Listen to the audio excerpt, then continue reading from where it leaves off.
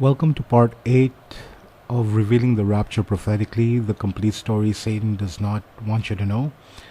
Welcome, brothers and sisters. In the previous clip, part 7, I was going to talk about the prophecies of the churches, what the Lord had shown me about the churches. But before I get into that teaching, I would just like to give a teaching on where a man's soul goes after death. This is also a teaching that you will not hear in any church. It's the reason why the Lord had to come in human form. It's the reason why he had to be crucified. And it's one of the main reasons why we have to believe in the rapture. And the reason why the rapture needs to occur. So basically, the battle for a man's soul between God and Satan is there from the beginning. We have to understand what occurred in the heavenly realm. We have to understand what happened on earth, and we have to understand what happened in paradise and Hades. The first part I would like to give a teaching on is paradise and Hades. There's a difference between heaven and hell and paradise and Hades. So, what is paradise and what is Hades? Well, the angels in heaven, their place was in heaven with God. A man was supposed to be on earth called the living soul, and when he died, his soul would either enter into paradise or Hades, both located beneath the earth. So there is a space beneath the earth where all souls go after they die. There is no nirvana, there is no rebirth, and there is no such thing of a evil soul. If your soul was evil, you would go into Hades. If you were righteous, followed the way of the Lord, your soul would go into paradise. That was stage 1. Now what happened? What happened was, when we look in the book of Genesis, Genesis chapter 6, I think, the angels came down, the fallen angels. There was a rebellion in heaven, and Satan led that rebellion with pride. He wanted to take God's throne. He thought he knew better than God, and he wanted to be worshipped as God. This is very important for prophecy. That's something you have to understand. So basically, Satan is an angelic being. He is not a jinn,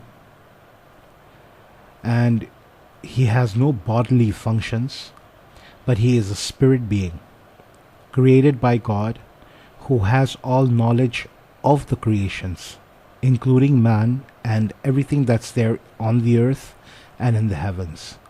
He is called the angel of light.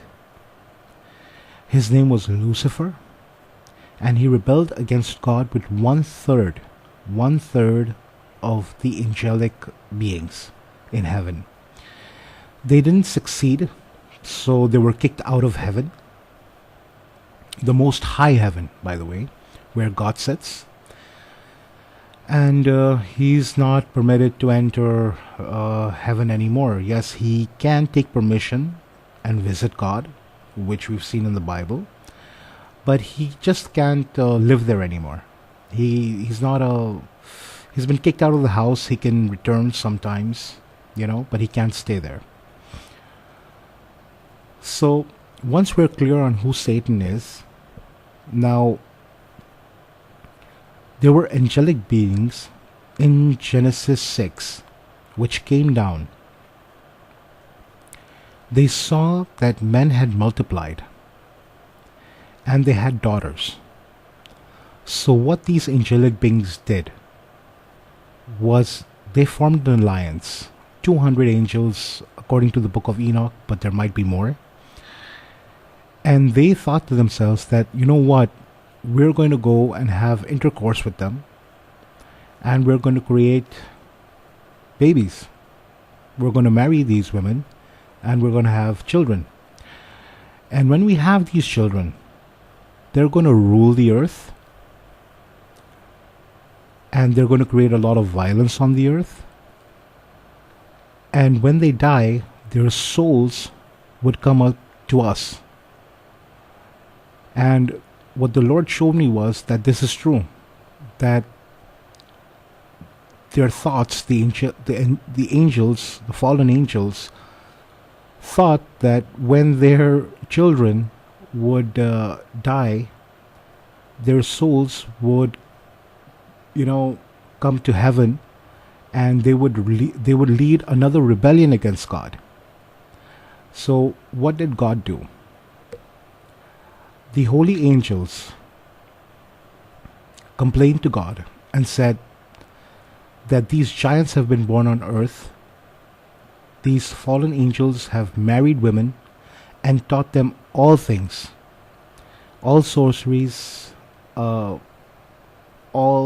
metal work, how to extract metal, how to make dyes, how to make ink, how to make paper, enchantments, and all sorts of demonic rituals. So basically, that was what happened, and then the Lord said, "No, I'm going to curse them.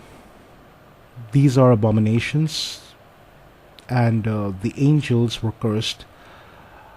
First of all, He said that the Lord spoke and said, they were cursed. I curse them, that when they have these children, they would die. But since they're not angels, their heaven won't go. Their souls won't go to heaven. And since they're not human, their souls won't go to Hades or paradise. They'll be called evil spirits. Remember the name, evil spirits. Now, there's a particular term called Nephilim. And if we look throughout the history and throughout ancient religions, we find a trove of these angelic or demigods. In some countries, they're called Devputras and demigods. We can see that in the Greek culture, Roman. We can see that in the Indian culture. We can see it in Chinese culture. So these ancient gods actually did create human beings, whom they had a lot of power.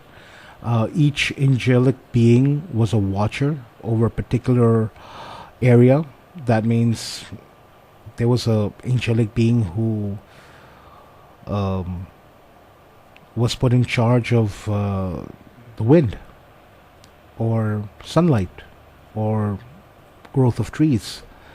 So these were watchers, and when these watchers had children, they transferred their power to these children. So basically, what happened was that when these children died, their souls were to remain on earth, and they were supposed to be in contention with human beings. That means bodily possession, troubling humans. They were put into contention with man, and that's something very, very important to note down.